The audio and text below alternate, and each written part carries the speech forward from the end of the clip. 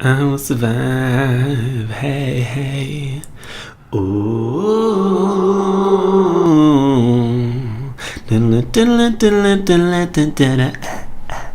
Hello everybody, welcome to Mike's Mike. I'm Mike. We are doing our Australian Survivor coverage. As I said in my previous video, I'm recording this straight after recording that video because, bitch, I got thoughts. And I want to put these thoughts into a video. And also I look good as shit and my hair actually looks nice for once. So we got to put that all together. So as I said in my last video, Channel 10 is being a bit of a sneaky snake, if you will. You know, I'm just like, sis, I need the blurbs. I want to do my cast review, but y'all ain't writing the blurbs. And as we know, I don't like to do my own research when I don't have to. Haha, come through citations. So what we're going to do is, since Channel 10 have released 11 of the assuming 24 people in the cast, I'm going to do them in sections of 6. And then I don't know when they'll be releasing these people, but as soon as they release them, I will be reviewing them. So I thought it'd be fun to do 3 contestants and 3 champions per review. And why don't we start with a contendant? Contendant? Oh my god, what the fuck? And the first person that I picked is Tegan. So Tegan is a management consulting. What? Even though Tegan's hometown of Broome is quite isolated. Hello Broome, hello Jake. This WA mum of 2 is well travelled, including riding down Bolivia's death road as one of her most memorable moments. An experienced camper and fisherwoman, Tegan is looking forward to pushing her outdoor skills to the next level with building shelter and starting fire from scratch. I am having serious issues talking, but just that, again, I had this same issue last year. Like, y'all don't know how to write. Like, so being in a consulting profession myself, I see those words, management consulting, and I just think, Tegan got that cash. And that's coming through in her picture. Like, she got that ombre head. Sis, that ain't cheap. So I can't remember if we cleared this up last year or not, but is the outfit that they wear in these photos the outfit that they take in? And I'm pretty sure they don't get to pick it because, Tegan, mate, this is not the outfit to be choosing to go on an island for X amount of days. But at least your manicure looks good. I like how they've done the whole, even though Tegan's hometown, WA mum of 2 is well travelled. They're like trying to shove as much information in that sentence as possible. We've got that she's from Broome, she's a WA mum of 2, she's well travelled, and she's been down Bolivia's death road. What does the death road look like? Oh my god, that's fucked. Tegan, sis, I'm glad you're here with us. That seems like a stressful time. Alright, so let's move on to the next person. Alright, Moana. She's an AFLW marquee player. Don't know what marquee player means. I thought a marquee was a tent that's very tall. A celebrated powerhouse player for, again, who writes these? A celebrated and powerhouse player for women's Aussie rules football, Moana made a name for herself on the field as one of the leading goal kickers in the league. An accomplished junior sportswoman, Moana represented Victoria in cricket and Australian rules. Okay, go off, multi-talented queen, but decided to give up the summer sport in order to concentrate on footy. The summer sport. Is cricket a summer sport? Bitch, I don't know.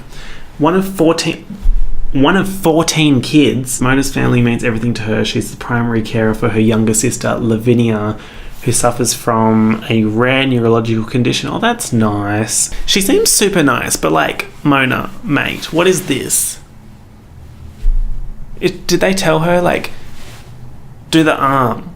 Were they just like, put your arm up? And she's like, what the fuck? Okay. Honestly, there isn't much else for me to say in this photo apart from I just can't look past that arm. But also, what is in her back pocket? Is Sis bringing spoons onto the island? Or like maybe a spanner? Or what else could that be? A ruler maybe? It's hard to make measurements on an island. Next! Channel 10 made it really fucking impossible to try and find the ones that they've written already. Like, I did not find this until a couple of days ago. But this was the first picture I saw, and the first thing I immediately thought was, where are your damn shoes? Okay, so Matt R, and let's just make a quick note that it's spelt with 1 T. Matts with 1 T are different to Matts with 2 T's, and I'm sure it's going to come through. Cool, so Matt R is a dual code rugby international. Matt Rogers, okay, why does he get a hyperlink? Why does no one else get a hyperlink? What the So he's the only one with the hyperlink, and I've since learned that the hyperlink goes to an ad, like a 40-second ad just dedicated to him. So they're really shoving this down your throat, like, you better fucking like Matt R, you don't have another choice. So Matt Rogers originally made his mark on rugby league as a standout player for the Cronulla Sharks for 6 years. After successfully... Yo, I genuinely don't know if I'm just having a really tough time reading or if this is really difficult to read. After success representing Queensland and Australia, Matt changed codes to rugby union. Rugby league to rugby union, I don't know the difference. Represented Australia with the Wallabies in 45 test matches. Isn't that a cricket term? There's just so much sport. In 2007, Matt returned to league to play for the new Gold Coast Titans before retiring from sport in 2011. So he played for 10 years. No, wait, he changed in 2001, so he played for more than... Wait, oh my god, this is like a fucking maths problem. So that's 10 years, plus he was at Cronulla Sharks for 6 years, so that's 10 plus 6, bitch. So the other takeaway is that he raises money and awareness for children with autism, which is fantastic, and you just know that they're going to make him cry. They're going to be like, and here's a letter from one of the kids that your money goes to, and that he's just going to be sitting there like, bitch, you really, really trying to play me? Survivor really going to be pulling that shit. And there's like a piece of dirt on the ground. Like, if you're going to go to the effort of white screening everyone, why can't you just edit the floor? Like, is that my screen? It's not my screen. I thought it was my screen, but it's a piece of shit on the floor. And it looks like he's got a nice little jacket wrapped around the waist moment happening. Why do I feel like I'm narrating like a fucking royal wedding? And I'm like, yes, so Matt R is wearing Givenchy. Cool, so these are taking forever. So we got Robbie 2B's IE. Construction manager. Robbie has been determined from a young age, competing at a national level in swimming on top of completing his studies. Okay, let's put the brakes on and rewind that shit. Robbie has been determined from a young age. That tells me nothing. Channel 10 team. Consider this my cover letter. Would you like me to write these for you in a way that makes sense? Robbie has been determined from a young age. Bitch, same. Since jumping out of the pool, Robbie held down 3 jobs while completing his Masters in Architecture and has now progressed to Construction Manager after years of putting in the hard work and long hours. I love that. Working while doing Masters. Me, relatable. That was a fucking nightmare. So I can imagine how hard that was for him. How old is he? I swear last year they told you how old these people were, because I just finished my Masters, as I keep fucking saying in every single video. Y'all gonna learn that I did my Masters. So he completed his Masters while holding down 3 jobs. Now tell me, Channel 10, the way you've written that, could that be consecutive, or was it all at the same time? Sis, let me know. Give me facts, not like... See, like, and more fluff. After years of putting in the hard work and long hours... How else would he have, like, how else would he have gotten there? They're like, he worked really hard, which no doubt he did, but I'm sure there's more interesting facts. So Robbie's got a nice little Yeezy sneaker happening, although those don't look like Yeezys. I don't think Yeezys have that little arch support. Mate, if you're going on an island, you need arch support. He's also wearing like a ripped jean short combo. I don't know how I feel about that. Like, you will be able to rip that on the island yourself. I don't know if you need to buy pre-ripped. A singlet, because of course if you're trying to be the alpha male, you have to show your biceps, because it's literally illegal to not show your biceps on a show when you're trying to be the alpha male. So I'm glad Robbie has that down. So Anita, contender, sales rep. I love how they didn't go to the effort of saying sales representative, because the average Australian clearly doesn't know what a sales representative is, but they know what a sales rep is. Recently celebrating her 50th birthday. 50th birthday. Anita, sis, give me that skincare routine. You look flawless. Anita is a sales rep, a mum of 4 who is determined to prove to the younger generation she can keep up with anything they throw at her. Why am I getting Sue season 1 vibes? A Survivor superfan, getting a place amongst the castaways was on Anita's bucket list. Now she's out to make her family and friends proud and to show them that anything's possible if you put your mind to it. Again, they really fluffed this bio out. That's all very like me writing an essay in year 12 trying to reach that page count. So really, I guess the only information that they've given us is She's 50. She was a sales rep, mum 4, and she's a Survivor superfan.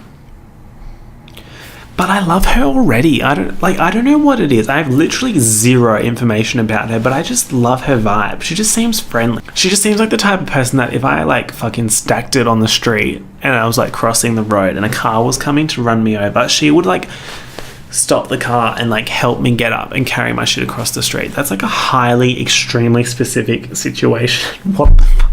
So to start with, she kind of looks like she's falling backwards because those toes at the front are like this. Like, she's like about to fucking topple and they're just like, Anita, stay still. We need to take the photo. So I feel like Anita's trying to scam me with this photo by saying, I'm sun smart. I've got a visor.